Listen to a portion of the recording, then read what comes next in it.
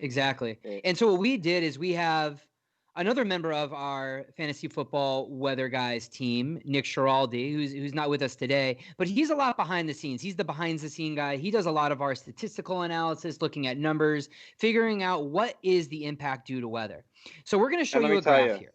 I'm going to interrupt Sean right here. If he was running our production and our audio, we would not be filming 3 times in a day.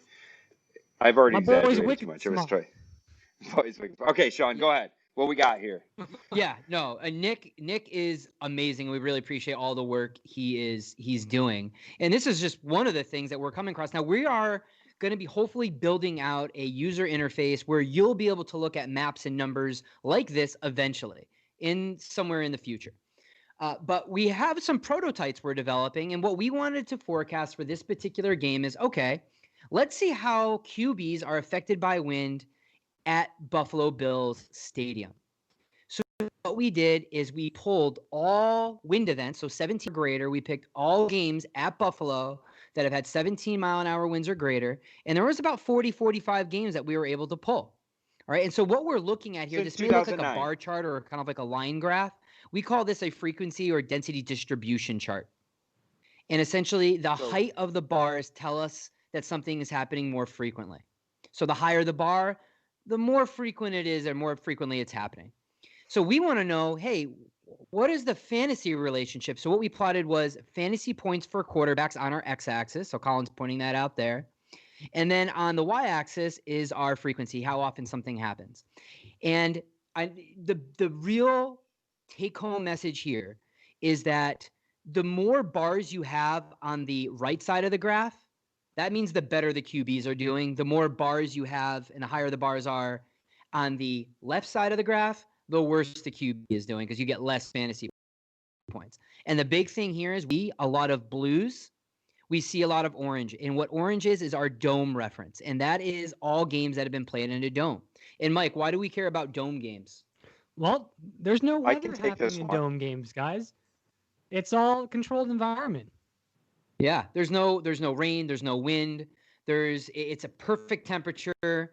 You know, there's nothing the players really have to worry about from a weather perspective. So this is the distribution of how fantasy quarterbacks do in a controlled weather environment. The question is, well, when you do introduce weather such as wind, how does that compare? And that's what we're doing here. And so the big message here is that, hey, a lot more blue on the left-hand side of the graph. So QBs typically are not doing quite as well. Their ceiling, we'll say, in the fantasy world is capped a bit. So you're not going to see typically some huge breakout 30, 40-point games for QBs when we have windy conditions. Yeah, what's real interesting here is that we don't really see any points greater than 20 when we have significant winds in Buffalo, right? If you're not looking on our video, you're listening to our podcast version here, we typically see quarterbacks score between 0 and 20 points when there's 15 to 17 or 15 to 20 mile per hour winds in Buffalo. And when you look at a controlled environment, you build your distribution where there's many people or many case events of 20 or more points. It can be up to 40, 50 points for quarterbacks can score on the upper end tails. So we don't really see that potential in these statistics when there's wind. And that means that you're going to have to be a little worried if you're starting guys that are playing in Buffalo this Sunday, right? If winds actually get to 17 miles per hour or greater in Buffalo on Sunday afternoon, you're going to have to be worried about Jared Goff. You're going to have to be worried about, our boy Josh Allen. Thank you, Joshua Allen. There's too many Joshes going on right now that I lost his last name. But yeah, Josh Allen. Even though Josh Allen, can make it up with his legs. So I think his floor is a little higher in Sunday's match. Yeah, and I have a little stat on that. Mike mentioned a key point with Josh Allen and his rushing potential. In windy games, he's played in 13 windy games so far as an NFL quarterback. And in those games, he's had 107 rushing, not passing, rushing attempts for 700 yards. Okay? Yeah. With a 6.5 yards per attempt clipped and 5 TDs.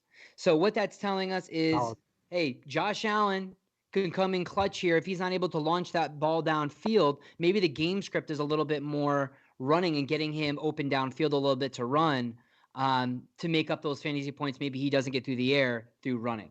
but we don't expect Josh Allen to be throwing 400 yards and 5 TDs.